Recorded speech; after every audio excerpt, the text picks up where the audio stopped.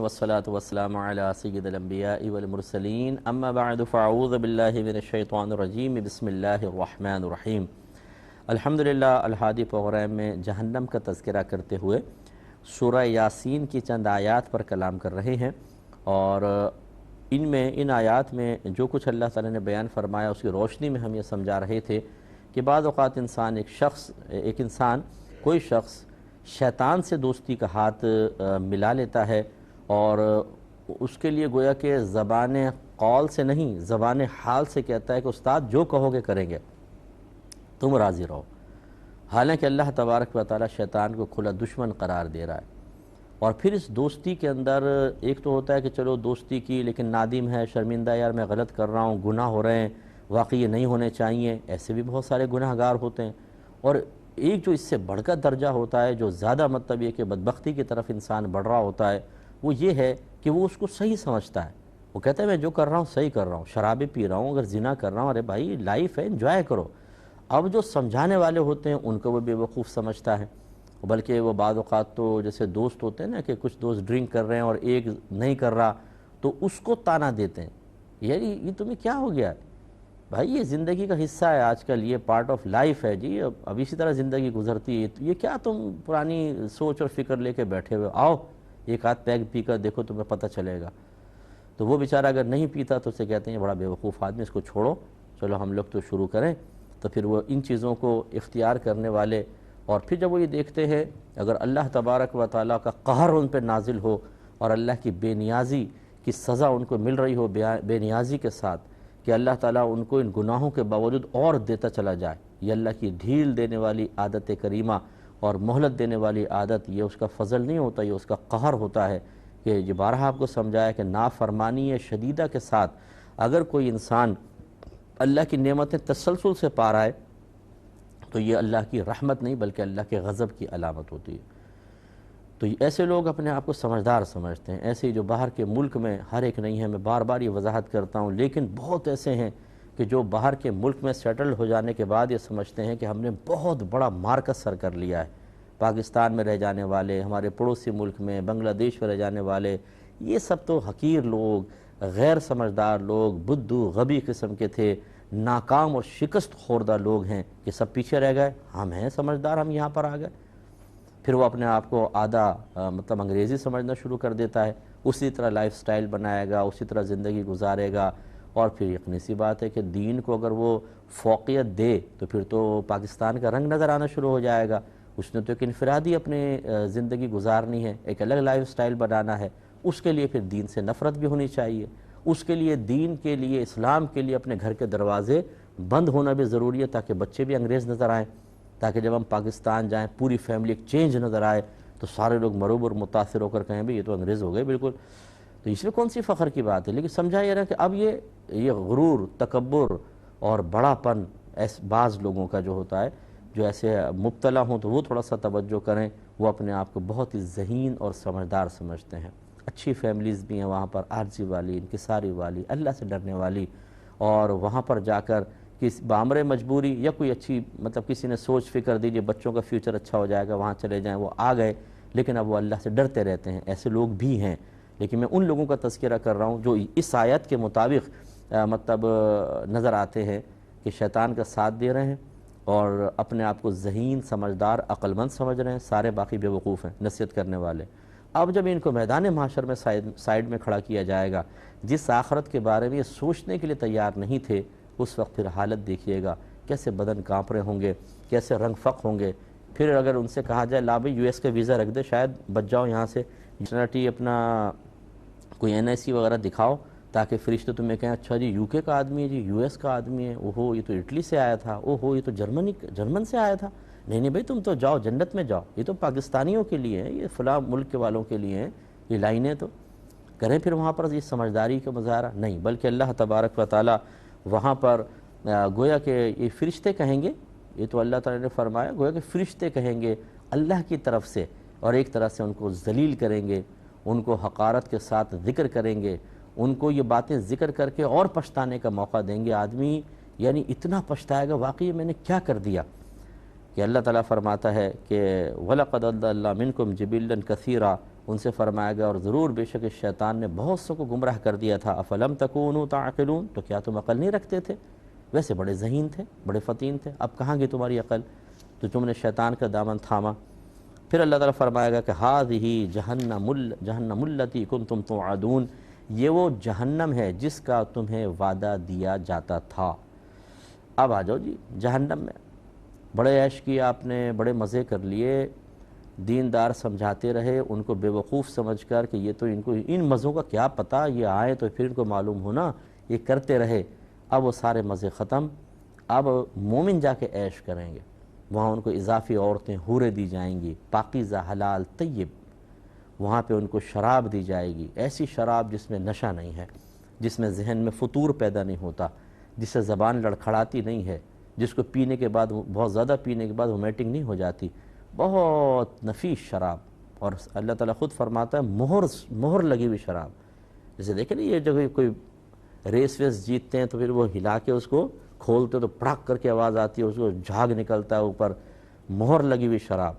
جو جتنی پرانی شراب ہوگی کہتے ہیں کہ وہ اتنی ہی زیادہ اچھی ہوتی ہے۔ تو اللہ تبارک و تعالیٰ نے اس طرح بیان فرمایا کہ مہر لگی ہوئی شراب ہوں گی اور وہ پلائی جائیں گی، لیکن اس میں لغو نہیں ہوگا، بےہودگی نہیں ہوگی، بڑی پیارا۔ وہ سارے عیش وہاں ملنے والے ہیں ان لوگوں کو جن کو یہ طبقہ بہت ہی بیوقوف اور دقیانوسی سمجھتا تھا۔ وہ سمجھدار، حقیقتاً سمجھدار لوگ جنت میں اپنے نبی کے ساتھ ہوں گے اور عیش و آرام میں ہوں گے،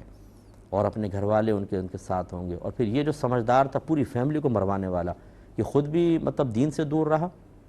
اپنی اولاد کو دور رکھا، انہیں گناہ جاریہ بنایا اپنے لیے، ناراض نہ ہوں، لیکن یہ یاد رکھیے کہ وہ سرپرست چاہے میاں ہو چاہے بیوی ہو، دونوں ماں باپ کی گرفت ہے آخرت میں، کہ جنہوں نے اپنے بچوں کو دین سے دور رکھا، صرف دنیا کے اندر ان کو آگے بڑھنے کے موقع فراہم کیے، اور حتیٰ کہ اور گناہ دیکھتے رہے اولاد کی اور ان کو منع نہیں کیا، کوئی دینی تربیت نہیں کی، تو یاد رکھیں بالغ ہونے کے بعد اولاد جتنے بھی گناہ کرے گی ان سب کا وبال ماں باپ پر بھی ہوگا۔ تو ایک تو اپنے گناہ تو ہیں ہی ہیں، پھر اولاد کے گناہ، اور پھر یہی اولاد ہوگی میدان معاشر میں جو ایسے والدین کو پکڑے گی۔ یاد رکھیں کہ آپ لوگوں نے ہمیں مروایا، ماں باپ ہو کر مروایا، دشمن کوئی کرتا تو الگ سمجھ میں آتا، آپ لوگ ماں باپ ہو کے آپ نے ہمیں دین سے دور رکھ کر اور ان مجرمین کی صفوف میں کھڑا کر دیا۔ تو اللہ تعالیٰ فرمائے گا یہ وہ جہنم ہے جن کا تم سے وعدہ کیا جاتا تھا، اصلوھا الیوم بما کنتم تکفرون، آج اس میں داخل ہو جاؤ، یہ تمہارے کفر کا بدلہ ہے۔ تو جس سے میں نے آپ کو عرض کیا یہ کفار کا واقعہ بیان ہو رہا ہے، کفار کی ایک منظر کشی ہے، لیکن اللہ نہ کرے جو بہت زیادہ پھر اپنے آپ کو سمجھدار سمجھتے ہوئے دینداروں کو، اسلام کو، قرآن و حدیث کی تعلیمات کو اور شعائر اسلام کو برا کہتا ہے۔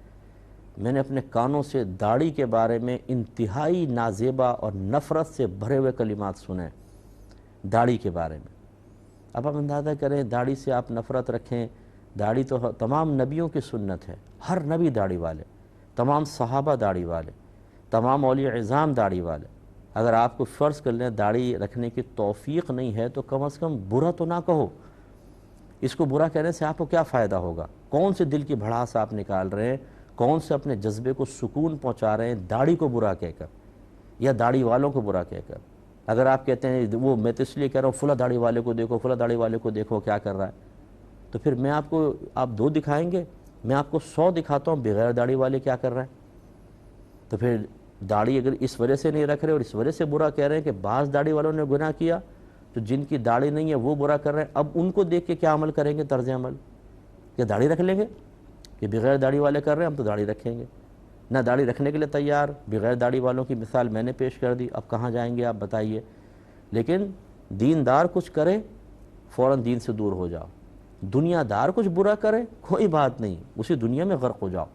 یہ آپ نے کیسا اپنا اصول بنایا؟ اس لیے اچھی طرح یاد رکھیں یہ سمجھداریاں یہیں رہ جائیں گی، اللہ ناراض ہوگا، جہنم میں ڈال دے گا، ایسا نہیں کرنا چاہیے۔ تو ایسے لوگ جو اس طرح شاعر اسلام کو، قرآنی تعلیمات کو اور ڈائریکٹ اللہ رسول کو برا نہیں کہتے بلکہ دینداروں کو، ایک بہن نے مجھے بھی کچھ عرصے پہلے کہا کہ جب بھی کوئی ٹی وی پر، اگر میں نے ٹی وی پہ پروگرام لگایا وہ مذہبی اور میرا شوہر دیکھ لے تو وہ دینداروں کو گالیاں بکنا شروع کر دیتا ہے، مولوی حضرات کو گالیاں بکنے لگتا ہے، اور یہ باہر کا ہی کیس ہے کہ گالیاں بکنا شروع ہو جاتا ہے۔ اب یہ بدبختی ہے نا، انتہائی بدبختی۔ اچھا اب اس کا وبال جو ہے نا ان ماں باپ پر بھی ہوگا جنہوں نے اس کو باہر کا راستہ تو دکھایا کہ باہر چلے جاؤ، فیوچر برائٹ ہو جائے گا اور یہ ہو جائے گا وہ ہو جائے گا، اور دین نہیں سکھایا۔ وہ ماں باپ بھی پھنسیں گے میدان محشر میں۔ اور اب یہ اس طرح کا جو باپ جو دینداروں کو گالیاں بک رہا ہو، یقینی سی بات ہے کہ اس کی اولاد کون سا راستہ اختیار کرے گی۔ اب اگر اللہ کا کرم ہوا تو اولاد اچھے راستے پہ آ سکتی ہے، جیسے بعض اوقات ماں باپ گناہوں کے راستے پر ہوتے ہیں اور اللہ تعالیٰ بچوں کو نیکی کے راستے کی توفیق عطا فرما دیتا ہے، لیکن اس میں ان کا تو کوئی کریڈٹ نہیں ہے، وہ اپنی اس کی ذاتی محنت ہے۔ اور اب ایسے شخص کا ایمان اگر ضائع ہو گیا داڑھی کو گالی دے کر، علماء نے تو یہاں تک لکھا ہے کہ اگر کوئی نبی کریم صلی اللہ علیہ وسلم کی جوتی مبارکہ کو تصغیر کر کے بیان کر دے نا، چھوٹی یعنی حقارت کے ساتھ ذکر کر دے، تو وہ دائرہ اسلام سے خارج ہو جائے گا۔ یعنی نبی کریم کی سنت کی حقارت بھی کفر ہے، تو پھر یہاں تو بہت سارے شعائر اسلام جو فرض کا درجہ رکھتے ہیں، کوئی واجب کا درجہ رکھتا ہے، اور پھر دیندار خصوصاً علماء، کہ نبی کریم صلی اللہ علیہ وسلم فرماتے ہیں کہ العلماء ورثۃ الانبیاء، علماء نبیوں کے وارث ہوتے ہیں، اور ان ورثاء کو گالیاں بکیں۔ اور بھائی وجہ کیا ہے؟ کون سا غصہ نکال رہے ہو آپ؟ مولویوں نے آپ کا کیا بگاڑ دیا ہے؟ کہ کوئی ایسا کوئی واقعہ ہوا ہو چلو، تو پھر بھی پرٹیکولر ایک شخص نے آپ کے ساتھ برا کیا، سب کو کیوں آپ ایسا برا بھلا کہہ رہے ہیں؟ خاندان میں کوئی ایک چوری کر لے تو کیا پورا خاندان کو یہ کہنا جائز ہوگا کہ تم سب چور ہو؟ یہ غلط ہے۔ اور عموماً ایسا ہوتا بھی نہیں ہے، بس نفرت شیطان ڈالتا ہے، نفرت شیطان کھلا دشمن ہے نا، کہ دین سے نفرت ڈال دو، اس کے دل میں اتنی کوٹ کوٹ کے بھر دو کہ جب نفرت ہوگی دور سے دیکھ کے نفرت کرے گا تو پھر سنے گا کہاں؟ جب سنے گا نہیں تو دل کی کیفیت بدلے گی کیسے؟ بدلے گی نہیں تو کبھی دین کی طرف آئے گا کیسے؟ تو شیطان کوئی معمولی چیز نہیں ہے، یہ بہت عیار اور مکار ہے، اور اس کی پلاننگ بہت زبردست قسم کی ہوتی ہے۔ تو یہ عام قسم کے لوگ جنہوں نے کبھی روحانیت نہیں دیکھی ہوتی، کبھی انہوں نے کسی اچھے کی صحبت اختیار کر کے تزکیہ نفس کا سامان اور اہتمام نہیں کیا ہوتا، ان کے ذہن میں بنیادی عقائد بما دلائل موجود نہیں ہوتے، کیسے بچیں گے؟ بہت مشکل ہے کہ ان کا ایمان بچ جائے، ورنہ شیطان ایمان ختم کر دے گا۔ تو پھر ان کے لیے بھی یہ وعید ہوگی،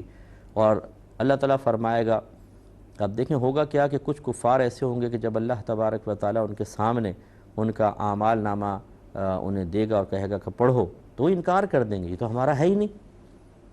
یعنی ہوتا ہے نا کہ بعض اوقات مجرم پھنس رہا ہوتا ہے، حالانکہ اسے پتہ ہے کہ میں کتنی بھی چلاکیاں کروں گا پھنس ہی جاؤں گا، لیکن اندر سے ایک امید سی پیدا ہوتی ہے شاید یہ یوں کہہ کے بچ جاؤں،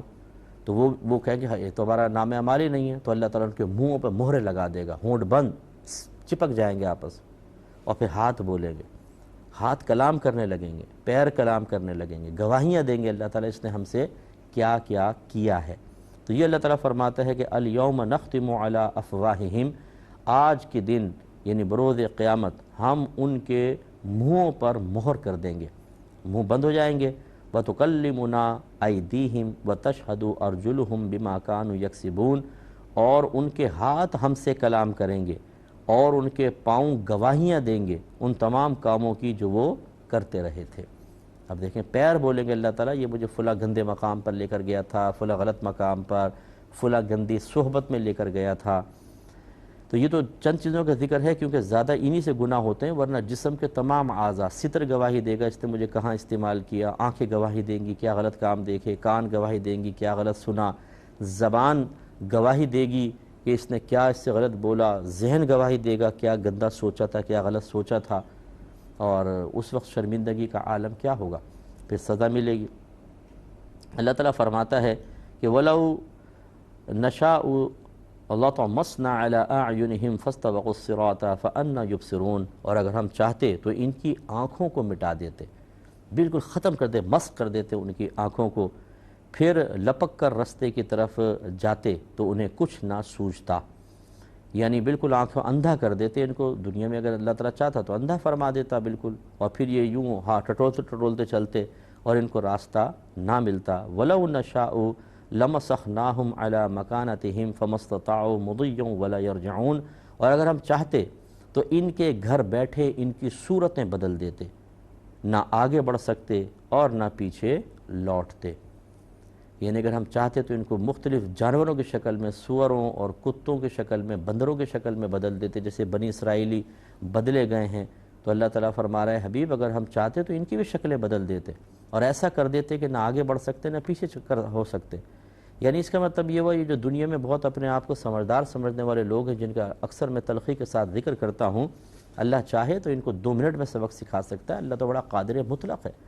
لیکن یہ اللہ تعالیٰ کی طرف سے ملنے والی مسلسل ڈھیل اور اپنی نافرمانی کے باوجود اپنی دنیاوی ترقیوں کو دیکھ کر سمجھتے ہیں کہ معاذ اللہ ثم معاذ اللہ، شاید ہم نے اللہ کی تدبیروں کو بھی عاجز کر دیا ہے، اب ہم کسی گرفت میں نہیں آ سکتے بابا،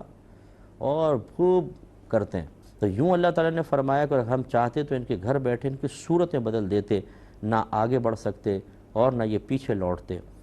وَمَن نُعَمِّرْهُ نُنَكِّسْهُ فِي الْخَلْقِ، اور جسے ہم بڑی عمر کا کریں اسے پیدائش میں الٹا پھیر دیتے ہیں۔ یعنی کیا مطلب کہ جس کو بڑی عمر کرتے ہیں تو پیدائش میں الٹا پھیر دیتے ہیں۔ یہ اللہ نے اپنا اظہار قدرت فرمایا کہ اگر تم ہمارے اس دعوے میں کہ ہم اگر چاہتے تمہیں تمہاری شکل مسخ کر دیتے اور تم نہ آگے بڑھ سکتے نہ پیچھے، کوئی شک ہے تو ذرا دیکھو اپنے اطراف میں کہ جب ہم کسی کو بہت زیادہ بڑی عمر کا کرتے ہیں تو اس کو اپنی عمر میں پیچھے کر دیتے ہیں، یعنی وہ بچے جیسا بن جاتا ہے۔ جیسے بچہ پیدا ہوتا ہے تو شروع میں چلتے ہوئے کانپتا ہے، اس کی گرپ بڑی کمزور ہوتی ہے، وہ کسی سے لڑ نہیں سکتا، وہ کھانا سخت ہضم نہیں کر سکتا ہے، اس کے منہ میں جب چھوٹا ہوتا ہے تو دانت بھی نہیں ہوتے، بالکل ارذل عمر میں جا کے ایسے ہی ہوتا ہے، واپس پھیر دیتا ہے گویا کہ اللہ تعالیٰ۔ یہ اللہ کی قدرت عظیمہ ہے، مجھے بھی ڈرنا چاہیے۔ اللہ تعالیٰ آپ کو بھی سمجھنے کی توفیق عطا فرمائے، آمین۔ وآخر دعوانا ان الحمد للہ رب العالمین۔